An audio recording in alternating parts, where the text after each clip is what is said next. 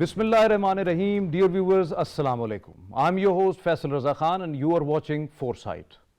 Viewers, as you all know, that once founded as Regional Cooperation for Development in 1964 by Pakistan, Iran and Turkey, it was rechristened as Economic Cooperation Organization in 1985 with its secretariat in Tehran, Iran. ECO is a vibrant organization at the regional level and every country intends to connect itself with each other. The theme of this organization is regional connectivity and economic development. Pakistan, as a founding member, remains committed to its charter. Along with that, Pakistan wants the whole region to get prosperous and have economic development and prosperity. But for that particular matter, Pakistan is always stressing upon to have integration and interdependence of its economies with each other. That's why in Azerbaijan there was a ministerial meeting held just a month ago, and in which caretaker Foreign Minister Jalil Abbas Jilani represented Pakistan and emphasized upon connectivity, integration and economic development among each other. Now, Uzbekistan, in ECO's history, it's the first time ever that Uzbekistan is holding and hosting a summit level meeting of the ECO in Tashkent. To attend this 16th Economic Cooperation Organization Summit, caretaker Prime Minister Anwaar Haq Kakar just reached Tashkent, and he would have not only he is going to address the summit meeting, but also having lots of sidelines meetings with the different heads of states and heads of governments of the member countries. Pakistan give a lot of importance, impetus to this organization, and this organization's given a lot to this whole region, and now all countries gathered in Tashkent to discuss how the vibrant economies could connect each other, and particularly for that connection and connectivity, the transport hubs are very important. So inter-regional transport hubs are the emphasis, and to progress it is important and to take connectivity together and get maximum benefits out of that. An efficient and modern transport system is a must. This is today's topic, and to discuss this we have in our studios Dr. Wasim Ishaq. You are the international relations expert. With him Saira Ijaz, she is a senior analyst, and along with us Brigadier Retired Hamid Rashid Malik with us online, and he will also contribute his thought about the topic. So in that sense, thank you very much to all of you to be here. And my first question is related to the Economic Cooperation Organization, again an important platform and an important organization. So how much it is imperative for the economic growth in the region? We have left the era of zero sum far behind. From the potentials perspective, ECO is one such organization which is full of immense potentials, and Pakistan has a lot to offer, and this is one such forum which is our caretaker Prime Minister is attending, where we can offer a lot. We are in the epicenter of opportunity corridors, and since the motto is also a regional integration and economic development, the ECO member states they all have a contiguous land borders with each other. So therefore, we have a land communication in terms of road infrastructure, then we have planned also the railway communication, and we also have visualized maritime communication. So these are three areas, and historically, since the Central Asia is a landlocked country, so therefore Pakistan, Iran, Turkey together has a lot to offer in terms of railway communication and the land communication, using our ports as well for the maritime communication. Yeah, definitely it is very important. And when it comes to the connectivity, Sarah, how much it is important to have modern ways of rail, road, sea and air transport to connect each other, and how much it is a backbone to economy? By taking forward Dr. Wasim's point that Pakistan has much to offer when it comes to regional connectivity. See, the landlocked countries of Central Asia, which are the member states of ECO, are linked to Mediterranean Sea through Turkey, Turkey, and to Persian Gulf, they connect and they join and they go to Persian Gulf through Iran, and they can, Pakistan can provide access to them to Arabian Sea by offering them agreements, by offering them connectivity, road links and transport corridors. So which will ultimately make Pakistan a very vibrant and regional market. But when it comes to, as you mentioned, that the international system has been moved to regionalism now. So we cannot ignore the importance of regional connectivity, be it in the form of road networks, be it in the form of energy corridors, be it in the form of in the sector of energy, be it in the form of trade, tourism or ICT. We cannot ignore the importance of ICT, the communications and the internet connectivity. Yeah, definitely. So, And Brigadier Sahib, how you foresee when we are talking about connectivity, is it viable and important that have a modern way of communication and infrastructure within the region and to invest in through the ECO platform? Faisal, if we see it from the context of connectivity, and if we only talk about the connectivity within Pakistan, Afghanistan, and Central Asian states or to Turkey, we need to see it on the broader perspective and canvas also. Turkey provides an ideal pivot for linking Asia and Europe, that is connectivity between East and West. And if we see within the ECO, we see that 500 million population is there. A great trade activity can be generated as the Central Asian states are landlocked. Pakistan provides an ideal opportunity for these member states to utilize water for their trade, maritime trade also. And in that context, Pakistan being the founder member would like to push other member states also that all the objectives and goals of the Vision 2025 should be met. And if we see the Vision 2025, the 6 segments and key areas which have been spelled out, the second is the first is trade and second is the transport connectivity. And as already highlighted by my panelist, that we have the rail, and as well as maritime connectivity available.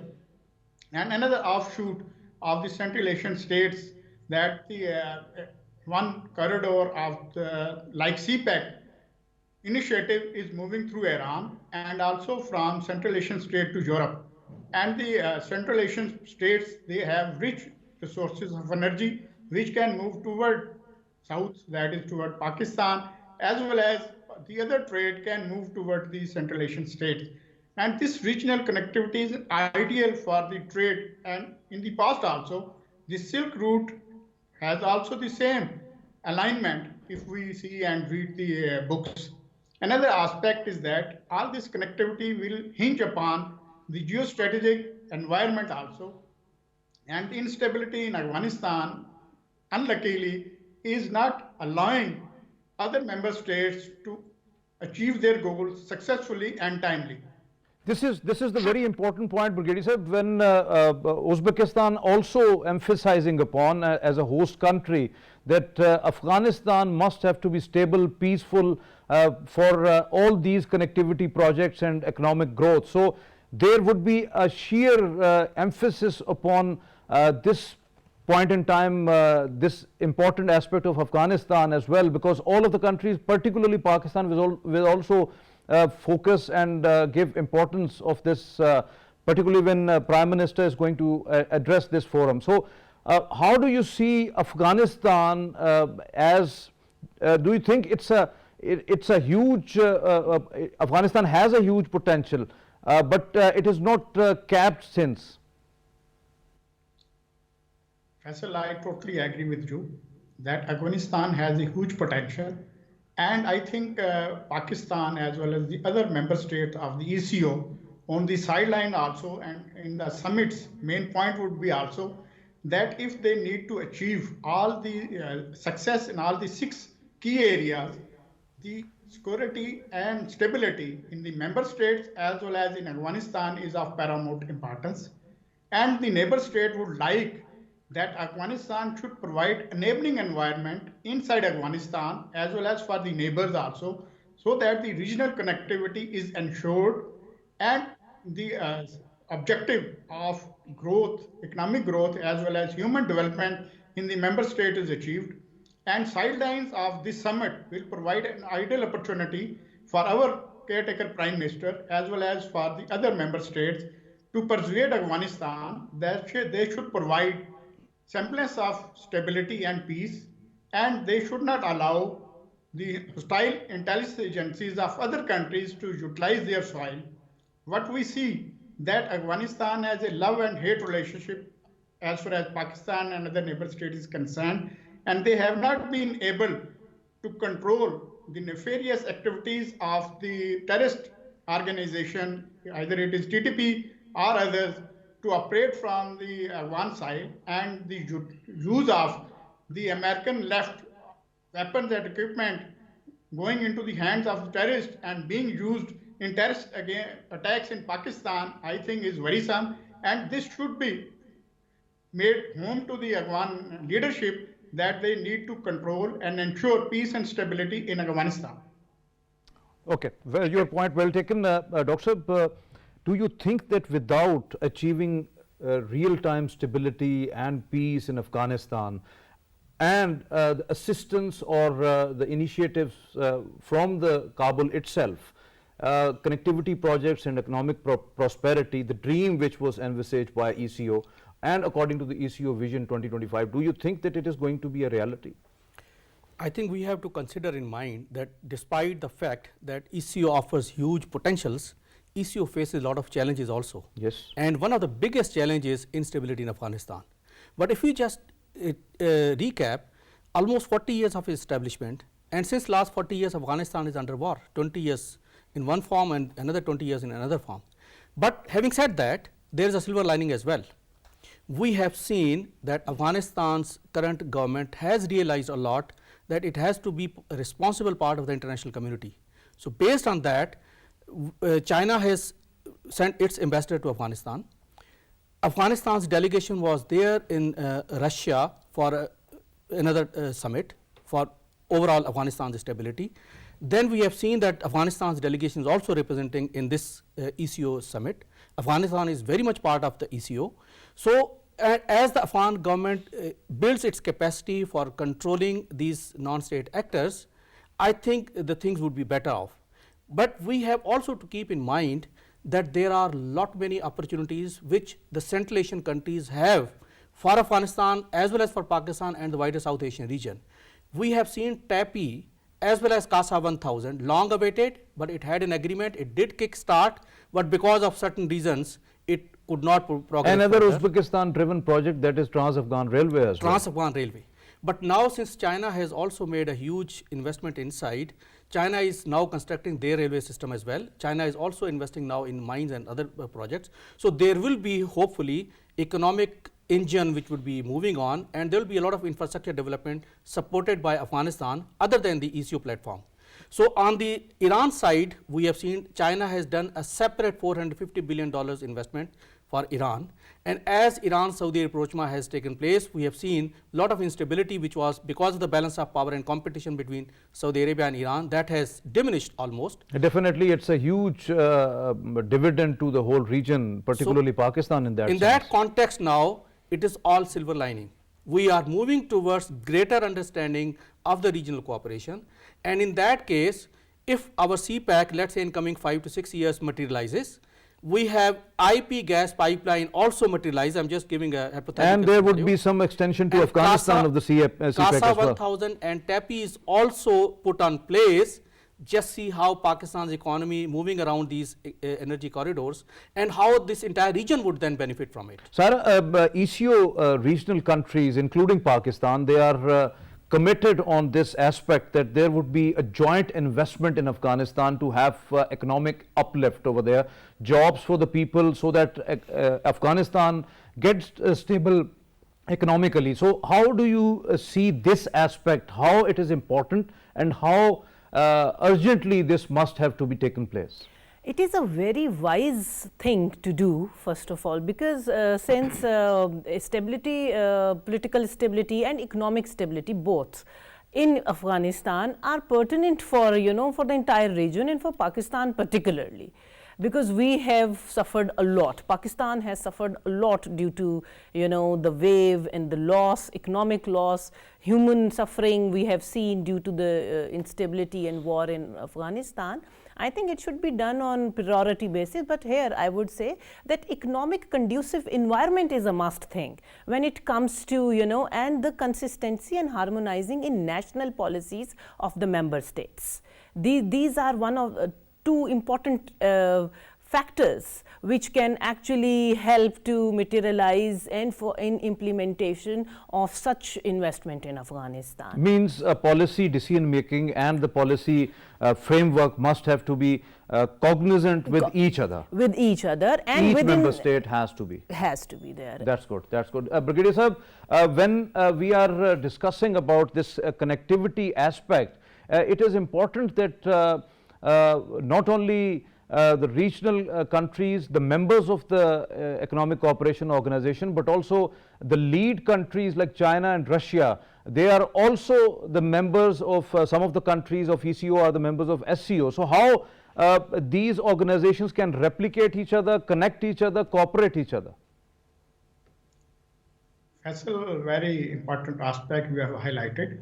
And I also think that this ECO has a very silver lining available to it, that Russia wants Eurasian development to take place, and China is the biggest and major economy of the Asia, would also have launched BRI and SCO. All these will give boost to the ECO countries, and that is the reason that like SARC, ECO has now become dull or inactive. And Pakistan, being the major mover and shaker of the ECO, should try to persuade the ECO member states to enlarge it and have China and Russia included to it.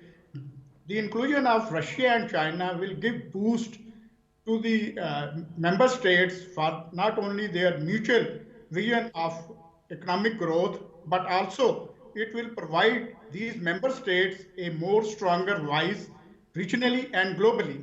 And here I would like to highlight that luckily ECO provides a Muslim voice in the region, that all the member states are luckily the Muslim countries, and other world and region as well as the globe will have to reckon to the aspiration and the desires of these Muslim countries for regional connectivity as for the regional peace, and it can become a spokesperson of the Muslim Ummah in times to come.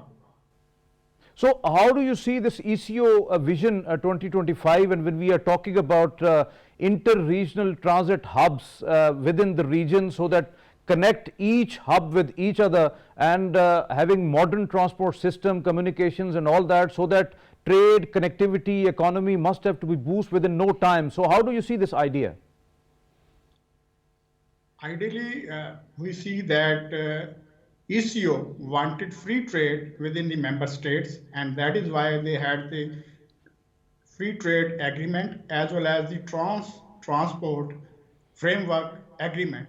And these two agreements wanted that the member state should have a framework for the free trade akin to the European Union, and the economies of these ECO countries should benefit for the mutual trade. But up to now, because of certain hiccups and certain obstacles and also the bureaucratic hurdles, these countries has not been able to go for the free trade among all these economies. But we see that the mutual trade between the countries is progressing, though at a slower pace, and as well as the hub of the economic activities and transport is concerned, Pakistan provide ideal opportunity for the maritime trade for these ECO countries. And on the other hand, for energy, we see that the Central Asian states provide ideal hub of energy to the Pakistan as well as to the other countries. So therefore, in that context, to and fro movement of energy as well as the goods from Pakistan, either Karachi or Gwadar, to these countries. But here again, the problem is Afghanistan, because all these connectivity hinges upon the stability in Afghanistan, and that is why we have seen ECU has not been able to gain that momentous success in the past years. And hopefully, if Afghanistan becomes stable, these countries will be able to achieve their goals and objectives of Vision 2025. Yeah, definitely. And Dr. Saab, when we are talking about, it's a very vibrant organization, but we have seen very meager issues in lots of aspects. Like, for example, Istanbul, Islamabad, Tehran, Istanbul railroad network, and that was again a vibrant initiative taken by 3 countries. But the problem was the railway track and the old gauge and the narrow gauge and the broad gauge. So that was the issue in railway connectivity. So that's why there were long pauses in between that project. So how do you see that aspect? Because that is the one aspect of the transport connectivity. I think we have to see the things in a holistic manner, not in parts manner. We have operationalized one NLC cargo service has been moving on the roads. So a road part from Pakistan, Iran, Turkey has already operationalized.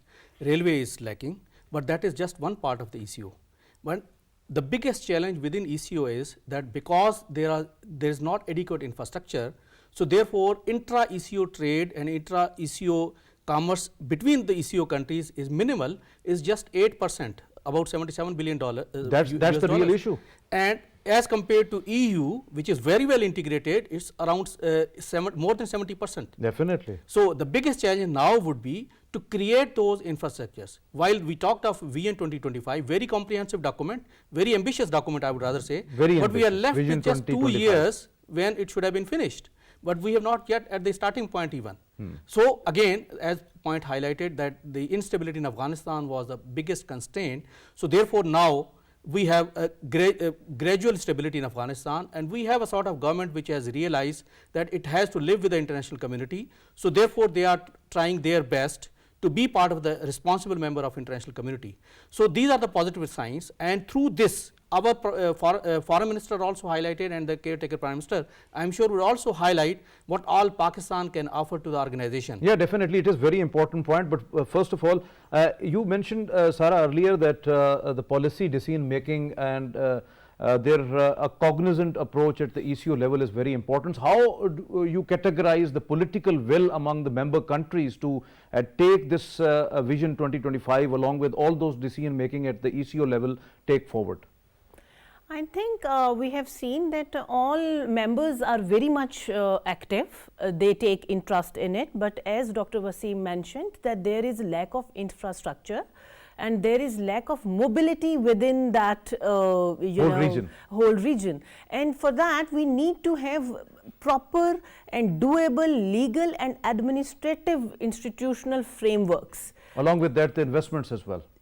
Definitely investment. First they have to think that from where the investment would come, and when you are talking about investment, by the way, that thinking is there with the ECO secretariat. Yeah, that thinking is there. I was reading a report where there is it is mentioned that agriculture and the industry sector are the key factors for any economic growth, be at in national level or at regional level or even at global level. So there is a need to develop pro-poor investments within the region. Without that, because half of the population of ECO lives in rural areas, and because we need to think, and the head of the states or the countries have to sit together and have to see, because my country's reality or the population is different than the other member. So we need to think that but one thing is common, that our rural population is below poverty line. They are the least developed areas of the country, be it if you see the entire Central Asia. In lots of member countries.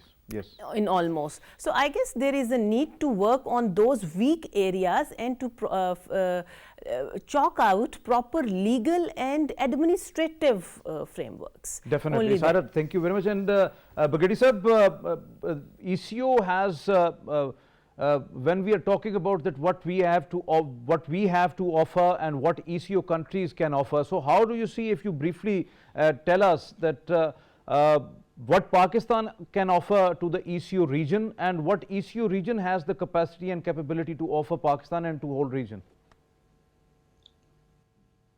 To briefly sum it up, I think Pakistan has a lot to offer. Pakistan has a Gwadar port available to them, which provides them ideal link to the sea, and they can have very easy access from Gwadar for their trade, for their needs which they want, as these are some landlocked countries also. And on the other hand, Pakistan also provides them ideal investment opportunities in the shape of exclusive economic zone being established under CPEC. And as far as Pakistan is concerned, Pakistan can get very cheap energy from, that is either electricity or gas, from Turkmenistan as well as from Iran also, and in shape of one train access, Pakistan can get good market in the Central Asian states also. So there is lot of trade activity which can be generated by Pakistan in the Central Asian states, and it can be a win-win situation not only for Pakistan, for all the member states of the ECU.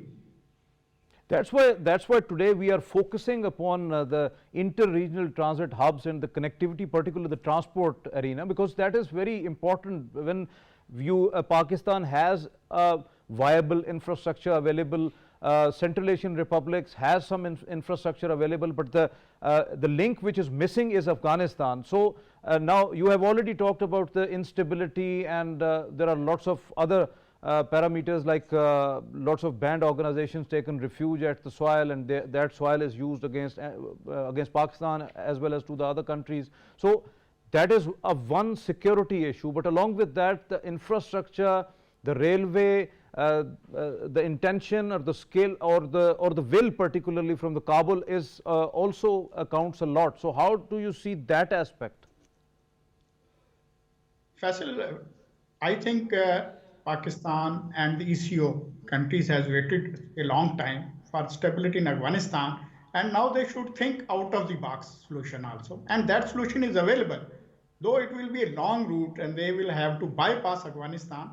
And now the sanction against Iran should be taken a gray area, not allowing ECO countries to persuade for their success and for economic growth.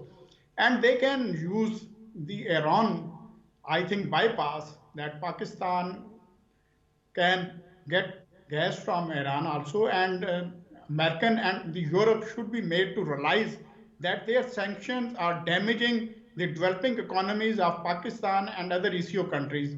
And through Iran also, the Central Asian state can be accessed. And if Afghanistan doesn't go for stability in foreseeable future, another route through Iran should be explored, and that route should be, I think, made a success, so that the Central Asian states are connected to Iran and to Pakistan through Iran. But that is going to be very expensive. Do you think that economically that is going to be viable, bypassing Afghanistan? I think instead of waiting for another 10 years or so, there should be some other option which should be explored, though it will be little expensive as compared to Afghanistan. But instead of going and waiting for nothing, we should do something which is practicable as well as which is also can be done in near future. And naturally, this route is not the most viable and desired one, but as we see that we have to choose between devil and the sea, and only option available if Afghanistan doesn't have any semblance of peace, we should explore new avenues and new vistas, so that all the goals and objectives of the ECO countries should materialize in foreseeable future. So, Dr. Sahab, do you agree what Brigadier Sahab has just said, that we have to think out of the box solution, and if we want this connectivity, if that is viable, so we can bypass even Afghanistan. Do you think it's viable? I think there's no need to be so pessimistic about the future of Afghanistan.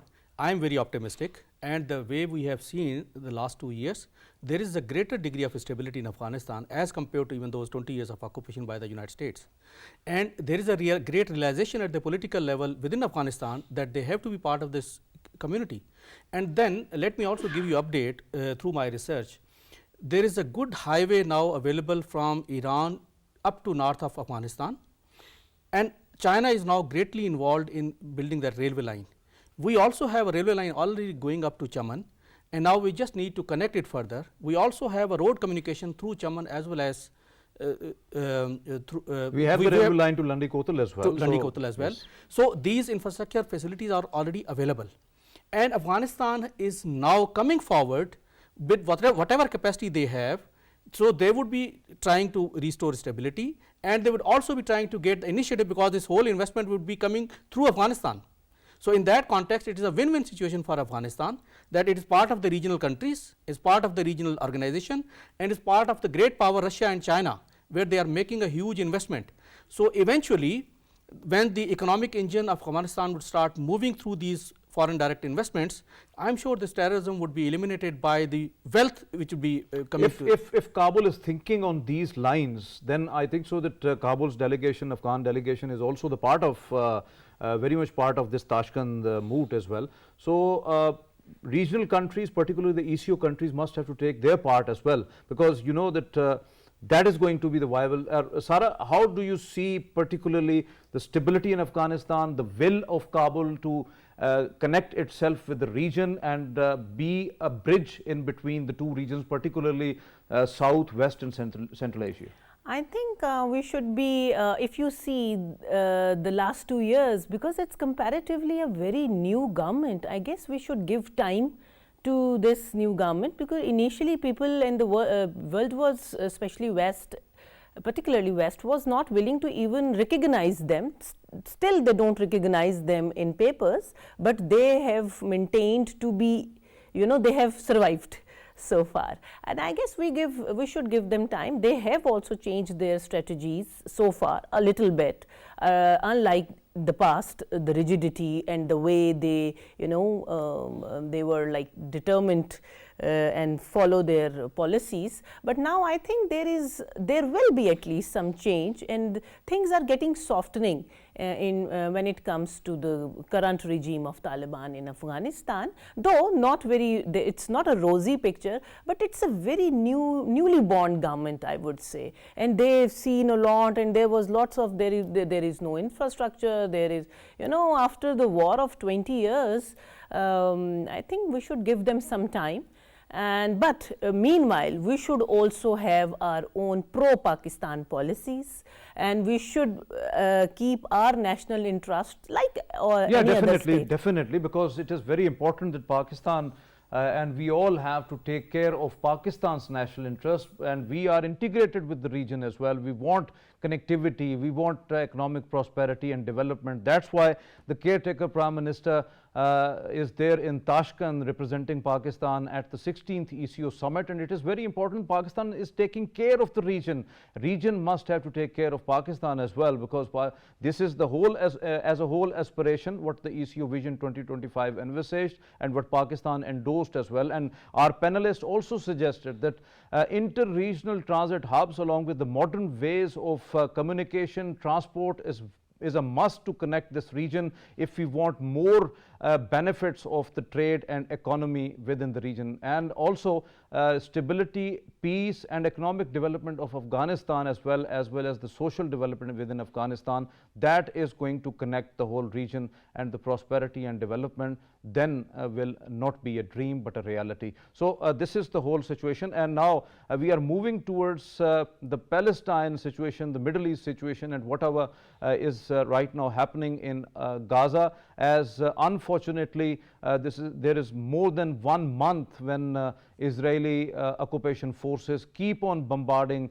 innocent Palestinians. The genocide, complete genocide is going on. Unfortunately, children, women, elderly people, they are being killed, and lots of thousands of people are now injured. Hospitals are not available because those were also bombarded. Ambulances, overall infrastructure, even the people who are fleeing that war-torn area, unfortunately, those were also bombarded by the Israeli occupation forces. So, what is the latest situation and how the situation is changing in Middle East? We'll discuss on that. Dr. Saab, it is unfortunate that the situation is very dire, and once again, an emergency summit-level meeting called by the Organization of Islamic Countries, Islamic Conference, so at the request of Saudi Arabia. Now, Saudi Arabia is moving towards something very positive in favor of the innocent Palestinians. How do you see it? I think the situation, overall humanitarian situation in Gaza is absolutely appalling. More than 10,000 people have been killed. Very unfortunate. I think half of them are children, and more than 20,000 are injured. But we have seen the double standard of the so-called world leaders by ignoring all these atrocities and genocide. And we have seen the voices from the public in European countries as well as the United States and certain politicians, where they have come to realize that this genocide must end.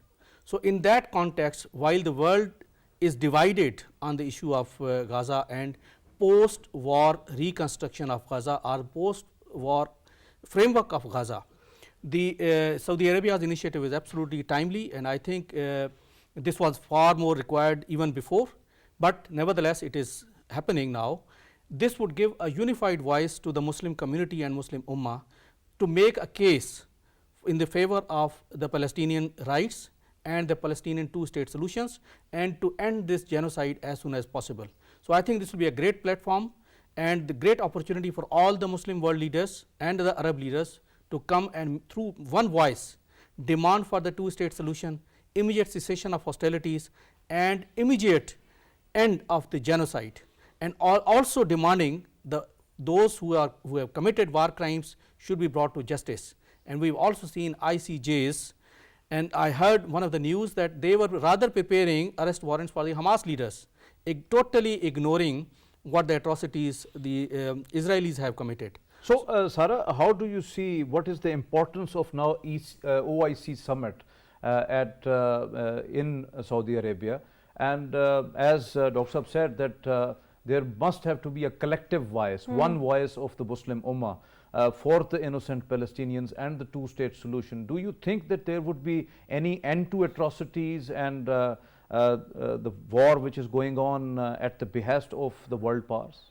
I think there is no question about it that now the entire Muslim world, in fact now the even non-Muslim world, like you see Bolivia and has swayed ties with Israel, yes, and definitely. South Africa, 9 of the countries have South Africa also called back his stuff from Israel. So now I think it's bigger picture now. It's beyond religion now.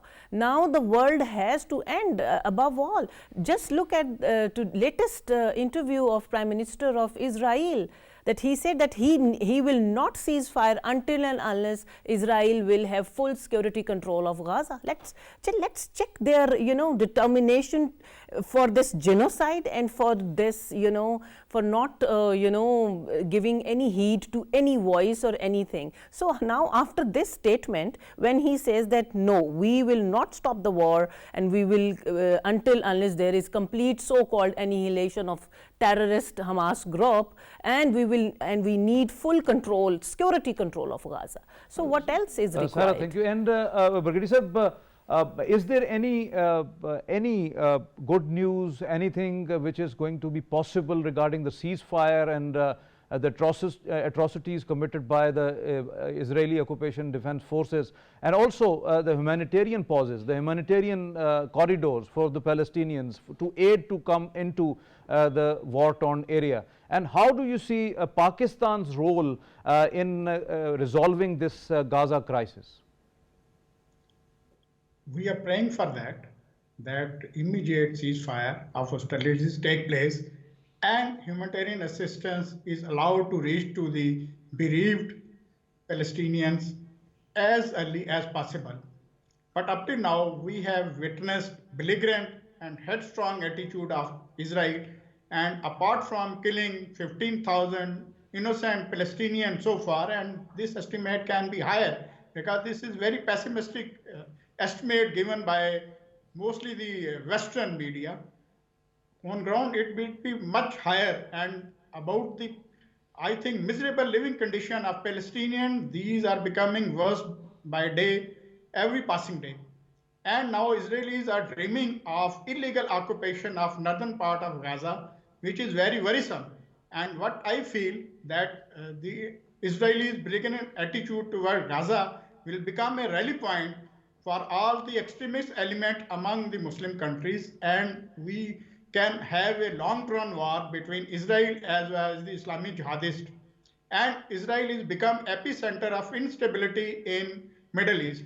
And the forthcoming OIC meeting, I wish that it doesn't become a debating forum and it come out with a practical steps that pressurizes Israel to have immediate ceasefire as well as allow humanitarian assistance to reach to the Palestinians. Thank you very much, Brigadier Saab, for your time. Brigadier retired Hamid Rashid Malik. Thank you very much for that, and thank you very much, sir, for being with us, Dr. Wasim and Sara. Thank you. As our panelists suggested, Palestinians are suffering, particularly in Gaza, also in West Bank. Israeli atrocities and genocide continues. Now, Pakistan, along with whole of the Muslim Ummah, trying their level best.